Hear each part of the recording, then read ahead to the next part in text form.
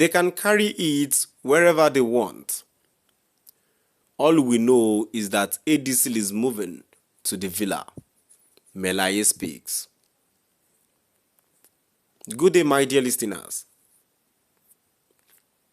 Here I bring to you another interesting news. Thanks for joining. Melaye says they can carry it wherever they want. All we know is that ADC is moving to the villa. Moving on to the full details, kindly please ensure you like, subscribe to this channel and share. In a spirited video message broadcast on Symphony TV, former Senator Dino Melaye passionately declared that the African Democratic Congress ADC is poised to take over Nigerians' highest seat of power, despite the distractions and internal crisis plaguing other political parties.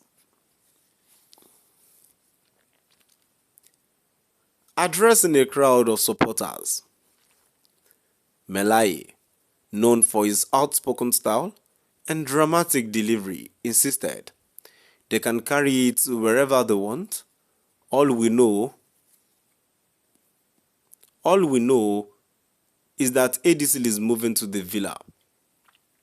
With this statement, he dismissed the ongoing struggles within the People's Democratic Party (PDP) as irrelevant to the broader national goal of unseating the ruling All Progressives Congress (APC).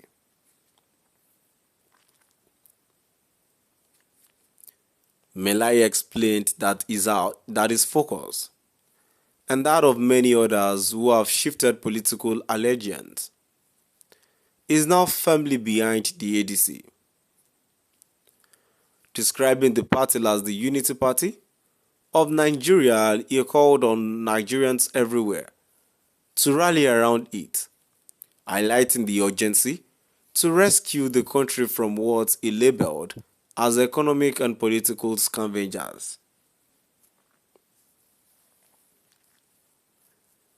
We are going to march where we need to march, protest where we need to protest, and resist when necessary, Melaye affirmed, adding that the fight ahead is a battle of no retreat.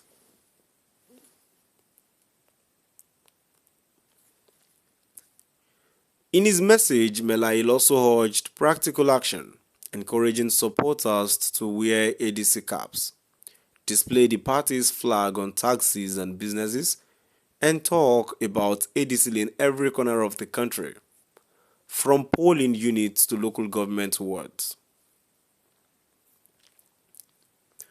Concluding, Melaye expressed confidence that by divine grace and through united effort, ADC would triumph, ushering in a new era of justice, accountability, and leadership rooted in the will of the people. My dear listeners, now we've come to the end of our today's news. Now that Melaye finally declared intention to support the coalition party ADC, only God knows how the coming election would turn out, but it will be a very tough one.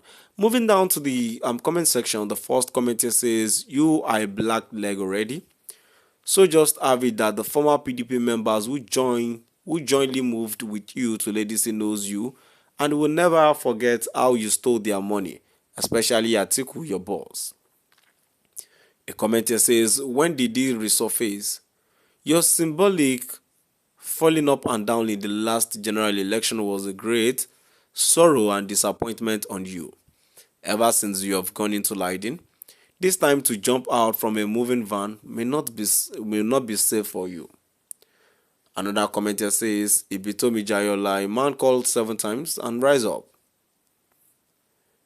APC has come to stay. We have more 4 years to stay in power.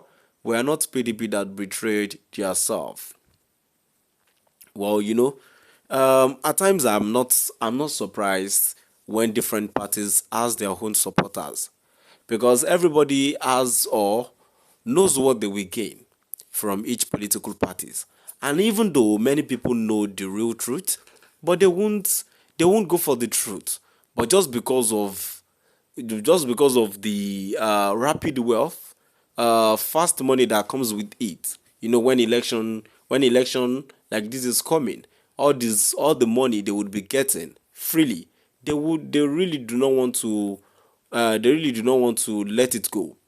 So they would want to stand with the parties, speak out the lies with them, gamble, and do all sorts so as to make the aspirant of that particular party win to the said election.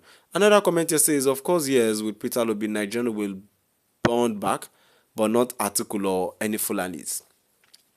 But sincerely, I'm not attacking Peter Obi. But to be honest with us here, what gave us the idea?